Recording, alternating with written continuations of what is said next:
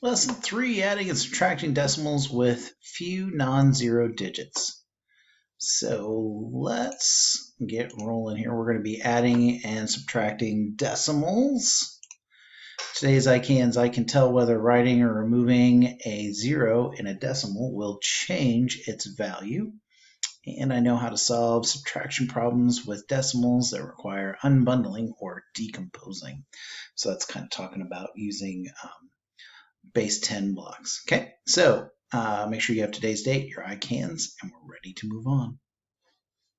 All right, let's talk about zeros. Do zeros really matter? All right, take a look at this first one here. We have 1 and 9 thousandths plus 391 thousandths.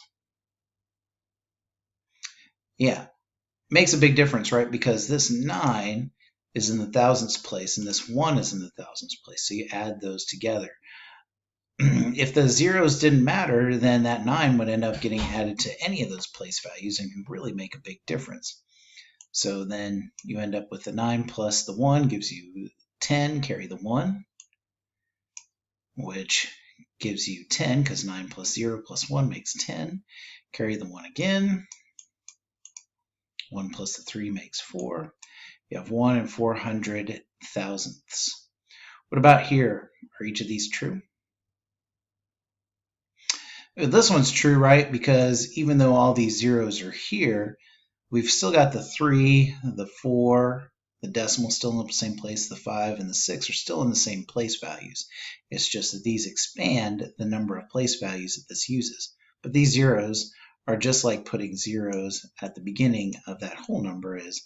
They don't really matter. They're not going to make any difference on that. What about here? Yeah, because this is exactly the same. We still have that 25 in the whole number place. We've just added a decimal and a 0 in the tenths place. And just like on the previous one, we could keep adding zeros and it'd still be fine. What about here? They're not equal. Why? They do have the same digits, right? The 2 is in the ones place in both of these. The 4 is in the tenths place in both of these. However, here in the hundreds place, we have a 0, and here we have a 5. So these are not equal. The only way to make these equal would be to insert a 0 in between here and move this 5 into the hundreds or into the thousandths place. So just taking out zeros, remember, you can't take zeros out between digits. It does not work as far as keeping an equivalent amount. Because if that was true, $105 would be the same as $15. And that's not true, right? Yeah. All right, let's calculate some sums here. Sums. Real quick, what does the word sum mean? I hope you remember that sum is the answer when you add things together. We didn't talk about base 10 blocks in the lesson previous to this, but I think that we're good to go. All right, so I want you to go ahead and add these up real quick. Yeah, in every one of these situations, it is very important to line up the decimals. Here, they've done it for you, so you really just need to add a 0 to help keep your place value. Now, if you needed to, you could draw out base 10 blocks to help you solve these accurately. But I think for the vast majority of you, you're good to go with lining things up and adding and subtracting. What about here? Yeah, you have to be careful again because this decimal needs to line up here. I always put the decimal first and then write the digits to help me keep things in line. There are 3 place values to the right in this value, and there are 2 places to the right here. So I always like to make sure I have the same number of place values, just like I did here, so that when I'm adding and subtracting, I've got it lined up carefully so that I make sure that I keep everything in the correct values. Big difference if I just line up where those digits go and just put them all, just slide them wherever. Because if I do something like the 209 thousandths and then I just write everything else and just line it up numbers wise, I get something quite different here.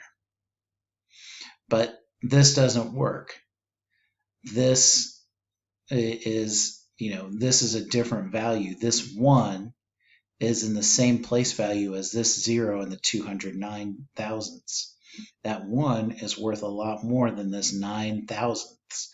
And that's why this is the correct way to write it and solve it, and this is not. But the final one.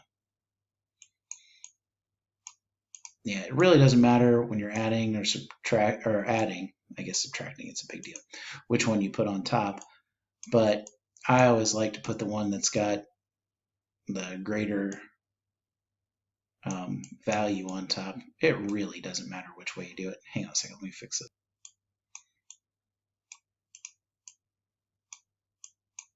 Again, I'm going to put that decimal directly under where I need to be working so that I am accurate. Makes a big difference if you do not line up those decimals. And again, I like putting those zeros just to help me keep things lined up nice and neat. Or as neat as I can line them up. Easy peasy, lemon squeezy. So you should have 11 and 3,456 10,000ths. Okay? Again, it's all about lining up. So like when you talk about 8 thousandths plus 700ths, you don't add the 8 and the 7 together to make 15 because these are in different place values completely. You've got 8 in the thousandths, 7 in the hundreds.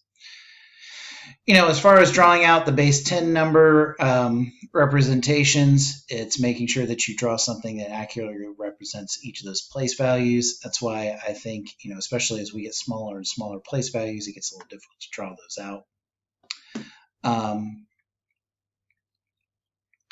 One of the things that you can always do, like I said before, is that when you're adding stuff together or subtracting, the first thing you do is you write your first number and then put the decimal for the other number directly underneath. And then I always like, and it's optional, adding those zeros to fill in the place values. It is really a preference thing. It just, for me, it's something I've always done to help me be more accurate.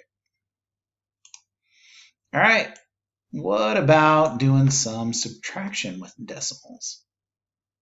Lots of ways to do these, but if you do it the more traditional way, again, you're always going to worry about lining up those decimals to get those values the same place values. Zeros where you need them, regroup.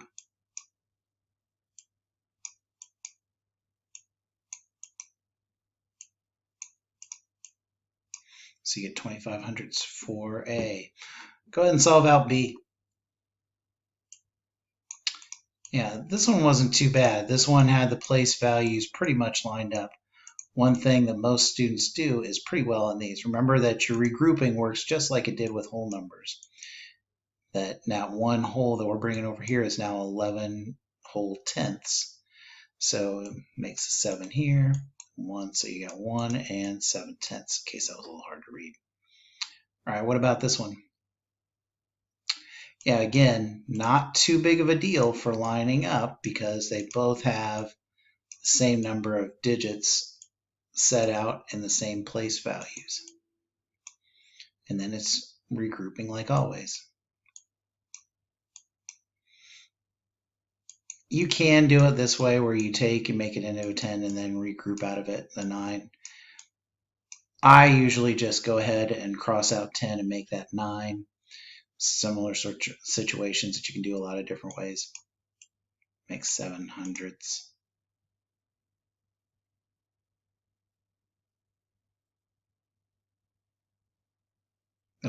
Nope, not 700ths. I forgot the 9. 9700ths. Sorry about that. I knew that was too easy. What about this last one? Yeah. This again is one of those things where you've got to line up those decimals because that 7 is in the thousandths place. So when you divide it out or you subtract it out, it's not gonna be 2 minus the 7.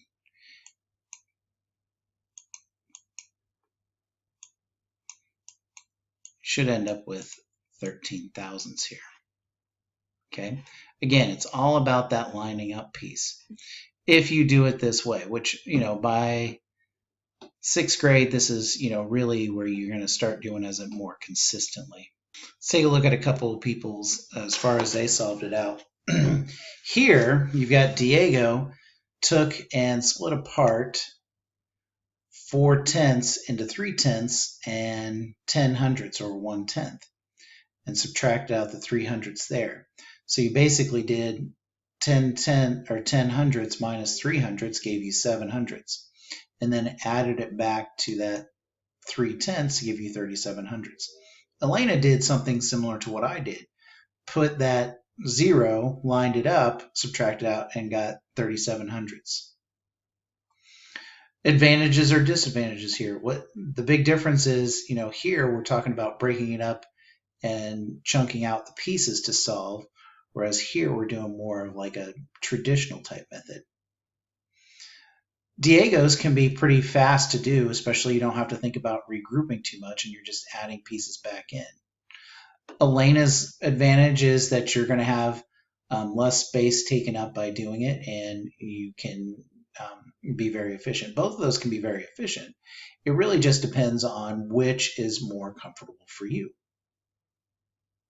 So subtraction can be done with base 10 diagrams. Didn't look at that much in this, but certainly can be done, and vertical calculations. It tends to work best when you add or subtract decimals to use it vertically, up and down type of method.